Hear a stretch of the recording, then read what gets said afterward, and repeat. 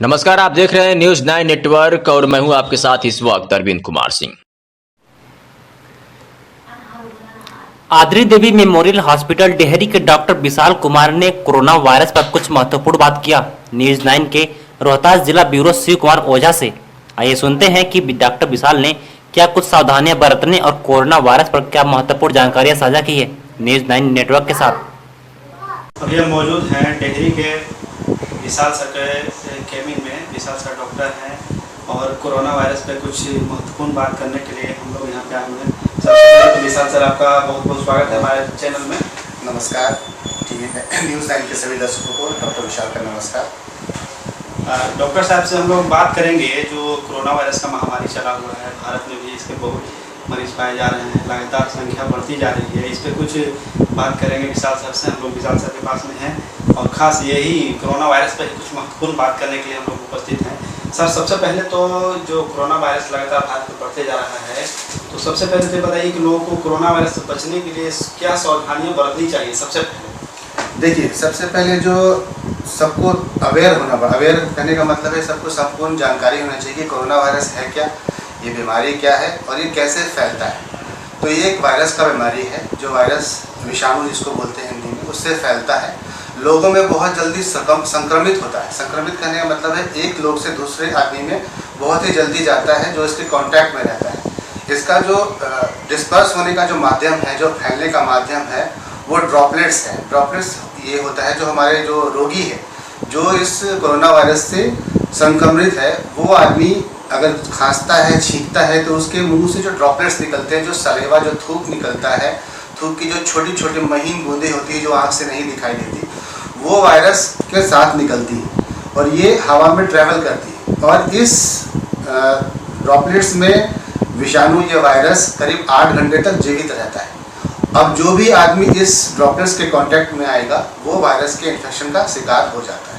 तो इसके प्रभाव से बचने के लिए सबसे जो जरूरी और सबसे महत्वपूर्ण चीज़ है कि आप अपने आप को इस ड्रॉपलेट्स के संक्रमण से बचा के रखें, बाहर ना निकलें, गंदी चीज़ को ना छुएं, जहाँ पे ये चीज़ संक्रमित हो सकता है उस चीज़ों को ना छुएं, अपने आप को हाइजीन में रखें। सबसे बड़ा बात भी है, सबसे महत्वपूर्ण बात ये है जो कि हमारी सरकार ने जो लागू किया है, सोशल डिस्टेंसिंग, ये उसी का एक हिस्सा है कि इस तरह से हम डिस्टेंस बना के कम्युनिटी स्प्रेड, जो समाज में फैलने वाला बीमारी है, उसको हम रोक सकते हैं। सर, कोरोना वायरस के मुख्य लक्षण क्या है, ये बताने का प्रयास करें। जैसे कि आम जो वायरस का इन्फेक्शन होता है, उससे ही मिलता जुलता इसका इन्फेक्शन होता है, लेकिन ये थोड़ा सा वायरस इन्फेक्शन खतरनाक है। जैसे हम अपने आसपास में देखते हैं चिकन पॉक्स, जिसको हम लोग माताजी बोलते हैं, वो भी एक तरह का वायरस इन्फेक्शन होता है।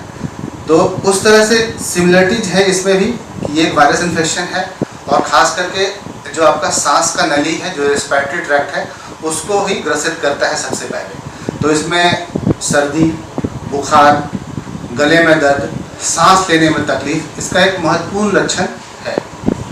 तो सर, जैसे कि कोरोना वायरस चला हुआ है, तो कोरोना वायरस में जो गर्भवती महिलाएं हैं, उनको क्या सावधानियां बरतने की जरूरत है। देखिए, गर्भवती महिला के लिए थोड़ा सा दिक्कत ये है कि उनका जो इम्यूनिटी लेवल होता है थोड़ा सा लो होता है।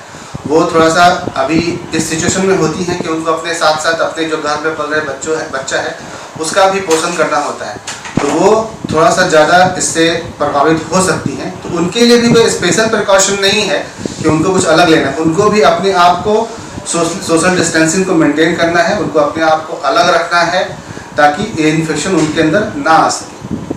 लगातार सर बोला जा रहा है कि या तो अपने हाथों को आप साबुन से धोएं या सैनिटाइजर से सैनिटाइज करते हैं। सर, दोनों में बेहतर क्या है, साबुन से धोना बेहतर होगा या सैनिटाइज करना बेहतर? देखिए, दोनों ही लगभग एक जैसा है।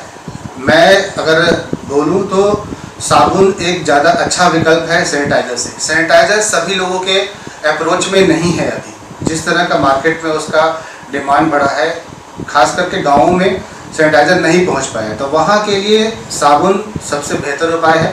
अगर आप 20 से 25 सेकंड साबुन से हाथ को अपने अच्छे से धोते हैं एल्बो तक, खास करके आप अगर कहीं बाहर गए हैं या किसी और आदमी के, दूसरे फैमिली के अलावा किसी बाहर के आदमी के कांटेक्ट में आए हैं, कुछ सामान को छुए हैं, तो उसके तुरंत बाद आप साबुन से अच्छे से 20-25 सेकंड तक अच्छे से पानी से हाथ धोएं, तो एक बेहतर विकल्प होता है सैनिटाइजर की जगह। पूरे भारत में सर लॉकडाउन की स्थिति है, आप लोगों से क्या अपील करना चाहेंगे लॉकडाउन को देखते हुए? मैं जो हमारे भारत सरकार ने जो सराहनीय कदम उठाया है, जो हमारे माननीय प्रधानमंत्री मोदी जी ने जो कदम उठाया है, मैं कहूँगा कि उसका भरपूर सपोर्ट करें। उनको अपने आप को घर में बंद करके रखें, सोशल डिस्टेंसिंग के जो नियम है उसका पालन करें, बहुत ज़रूरी ना हो तब तक बाहर ना निकलें। यही सबसे महत्वपूर्ण और सबसे एकमात्र जो कारगर वो है, बाकी रास्ता है दूसरा कोई नहीं। बाकी अब दूसरे देशों का हाल देख रहे हैं कि दूसरे देशों में किस तरह से महामारी ने अपना विकराल रूप लिया है, क्योंकि उन्होंने सोशल डिस्टेंसिंग को बहुत हल्के में लिया था, लेकिन हमारी सरकार ने उसको बहुत स्ट्रिक्टली लागू किया है और लोगों को ही जागरूक होकर आगे बढ़ के अपने आप को सोशल डिस्टेंसिंग में रखना होगा।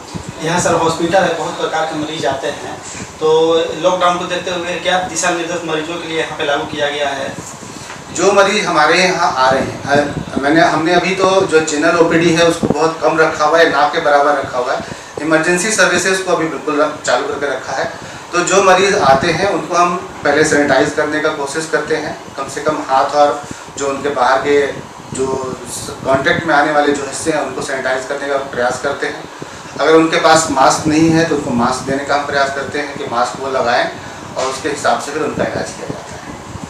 अपना सर व्यस्तम समय से समय निकालने के लिए न्यूज़9 टीम के लिए बहुत बहुत धन्यवाद सर। बहुत बहुत धन्यवाद आपका भी, और सारे नगरवासियों की मेरी तरफ से ये है कि स्वस्थ रहें, अलग रहें।